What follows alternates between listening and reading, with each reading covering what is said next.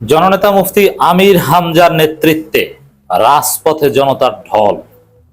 দর্শক, জামাত শিবির জনতার রাজপথের স্রোতে বানের পানির মতো, কচুরিপনার মতো, আগাছার মতো ভিপি নূরের দলের বাচ্চা সন্ত্রাসীরা ভেসে যাওয়ার উপক্রম।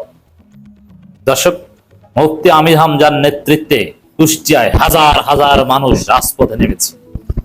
মুফতি আমির হামজা সংবাদ সম্মেলন করেছেন এবং মুফতি আমির হামজা যে কি জিনিস, অ্যাকশন শুরু হয়ে গেছে। মুহূর্তেই ফলাফল আসতে শুরু করেছে, পুরো সরকার পিছু হটতে শুরু করেছে। মুফতি আমির হামজার বিরাট বিজয়। অলরেডি কুষ্টিয়ার 2 থানা থেকে ওসিকে প্রত্যাহার করা হয়েছে। কেন? সেই ওসিরা থানায় থাকতে কিভাবে পুলিশের উপস্থিতিতে সংসদ সদস্যের উপর হামলা করে বাচ্চা সন্ত্রাসীরা। দর্শক, কেমন লাগে এখন? ভিপি নূর মুফতি আমির হামজা 24 ঘন্টা আলটিমেটাম দিয়েছে যে 24 ঘন্টার মধ্যে যদি সন্ত্রাসীদের গ্রেপ্তার করা না হয় তাহলে খবর আছে। আমি তো বলি জামাত শিবির চাইলে ওদেরকে ধরে আনতে পারে, কিন্তু না, সেটা তারা বলে না। জামাত বলছে, আমির হামজা বলছেন 24 ঘন্টার মধ্যে সন্ত্রাসীদের গ্রেপ্তার করা না হলে ডিসি অফিস ঘেরাও করা হবে। আমির হামজা সাফ জানিয়ে দিয়েছেন, 2 জনকে তো বদলি হয়েছে, উল্টা পাল্টা করবেন এই কুষ্টিয়া কেউ থাকতে পারবে না। ডিসি হোক, ইউএনও হোক, ওসি হোক, আইনের শাসন নিশ্চিত করতে হবে, সঠিকভাবে থানা চালাতে হবে, প্রশাসন চালাতে হবে। চালাতে পারলে চালাবেন, নইলে কুষ্টিয়া থাকতে দেওয়া হবে। ওই যে দেখেন না, 2 জন থানা 2 ওসিকে সরানো হয়েছে, থাকতে দেয়নি। মুফতি আমির হামজার ক্লিয়ার কথা, মুফতি আমির হামজার উপর শ্রদ্ধায় তার প্রতি মন ভরে দোয়া। মুফতি আমির হামজার অ্যাকশনটা দেখেন। আজকে বিক্ষোভ শেষে তার যে বক্তব্য, 24 ঘন্টার আলটিমেটাম, এবং তিনি বলেছেন কেউ চাঁদা দিবেন না, কেউ চাঁদা চাইতে আসলে বলবেন যে এমপি সাহেবের কাছে দেয়া আছে, ভাগ নিয়ে আসবেন। চাঁদাবাজি এবং মাদক ব্যবসার শেষ দেখে ছাড়বেন আমির হামজা।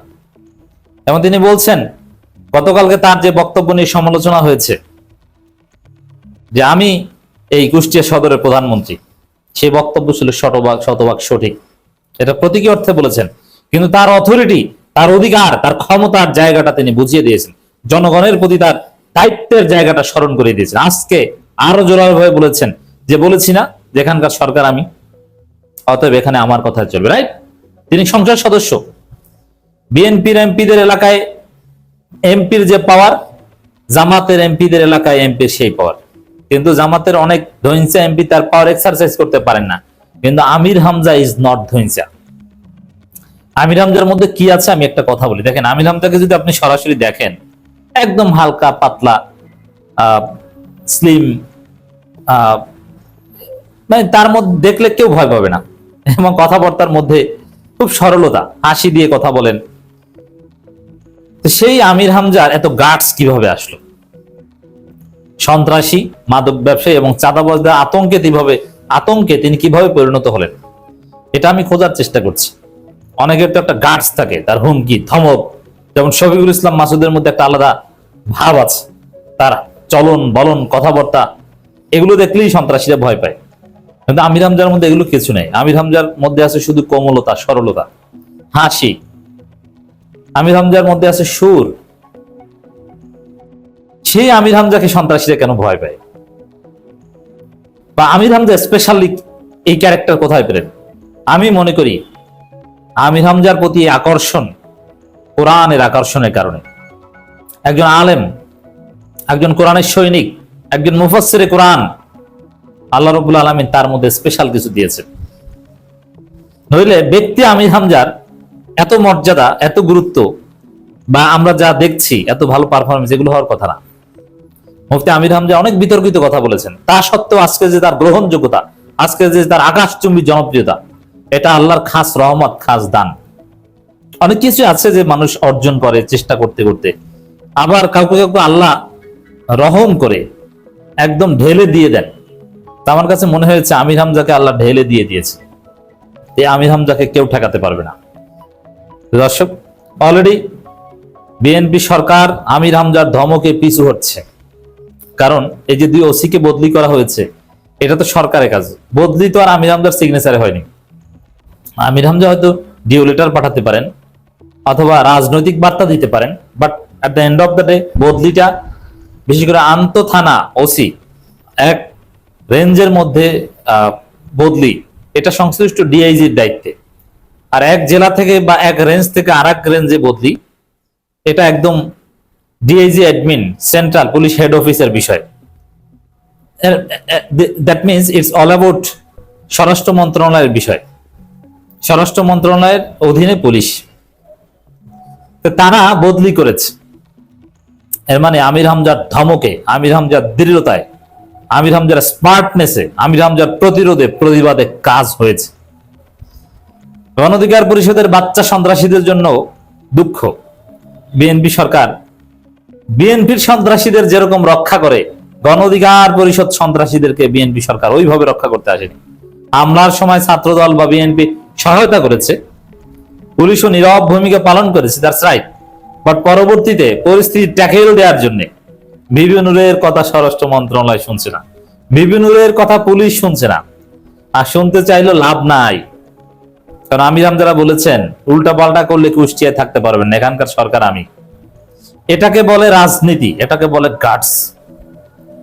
দর্শক, কতটা স্পর্শকতার এবং আপত্তিকর বিষয় দেখেন। It's very significant and sensitive. আমি ওটাকে সেন্সিটিভ বলছি কারণ আমির হামজার ঘরে হামলা করেছে, তার মেয়ের স্বর্ণের চেইন নিয়ে গেছে, এর মানে বাচ্চাদের গায়ে হাত দিয়েছে। কত বড় ভয়াবহ সন্ত্রাস। অনেকে মন্তব্য করছেন যে এত বড় সন্ত্রাস করে এমপির বাড়িতে যে ঘরে হামলা করে তার মেয়ের চেইন নিয়ে যাওয়ার কথা আমরা শুনছি, এই কাজ করে কিভাবে আস্থা ফেরত যায় ওরা? জামাতের লোকজনকে আঙ্গুল চুষছে? এটার জবাব আমির হামজা দিয়েছেন। আমরা ধৈর্য ধরছি, কারণ জামাত ধৈর্য না ধরলে একটা ওখান থেকে যেতে পারতো না। এই ধৈর্যকে দুর্বলতা ভাববেন না। তা আমির হামজাদের সরল হাসি, আমির হামজাদের সহজ সরল চলাফেরা, এটা দুর্বলতা নয়। এটা প্রমাণিত হলো যে ওসি বদলি হয় এবং আলটিমেটাম দিতে পারেন, এবং ডেফিনেটলি ওই সন্ত্রাসীদের অলরেডি ওরা পালিয়েছে, ওরা কেউ বাড়ি ঘরে নেই। খোঁজ নেন, যারা হামলা করেছে একটাও বাড়ি ঘরে নেই। আমি চ্যালেঞ্জ দিয়ে বললাম। তো গণ অধিকার পরিষদের বাচ্চা সন্ত্রাসীরা তোমরা চিল্লাফাল্লা করো, এই করো সেই করো, জামাত শিবির অনুকম্পায় রাজনীতি করে এত দূর এসে এখন জামাতের এমপির গায়ে হামলা করো, তোমরা তো এখন পালাতক। কেমন লাগে? অজানা। এখন গণ অধিকার পরিষদের ছেলেরা অনেকেই আমার কাছে পাঠিয়েছেন যে তাদের এক কর্মীর পা কেটে গিয়েছে, পা কেটে ফেলেছে বা মারাত্মকভাবে আহত হয়েছে। রাইট, আহত হয়েছে। কিন্তু এটার বিষয়ে আবার খবর কেউ কেউ বলছেন, আমি ভেরিফাই করতে পারিনি, আমি দায়িত্ব নিয়ে বলছি না, কেউ কেউ বলছেন যে জামাত কর্মী মনে করে গণ অধিকার পরিষদ তাদের কর্মীর পা কেটে দিয়েছে, রগ কেটে থাকতে পারে। কোন ধনুফনু চালাকি আমির হামজার সাথে চলবে না। আমির হামজার উপর আল্লাহর খাস রহমত আছে। কারণ যেভাবে জুলুমের মধ্য দিয়ে, জুলুমের শিকার হয়ে আমির হামজা এই পর্যায়ে এসেছেন, একটা মানসিক অসুস্থতার মধ্য দিয়ে এখন বাংলাদেশের একজন হিট পলিটিশিয়ান, শারীরিক মানসিকভাবে তিনি অসুস্থ ছিলেন হাসিনার নির্যাতনে, এখন তিনি এমপিদের মধ্যে হিট, কেউ তাকে ঠেকাতে পারবে না।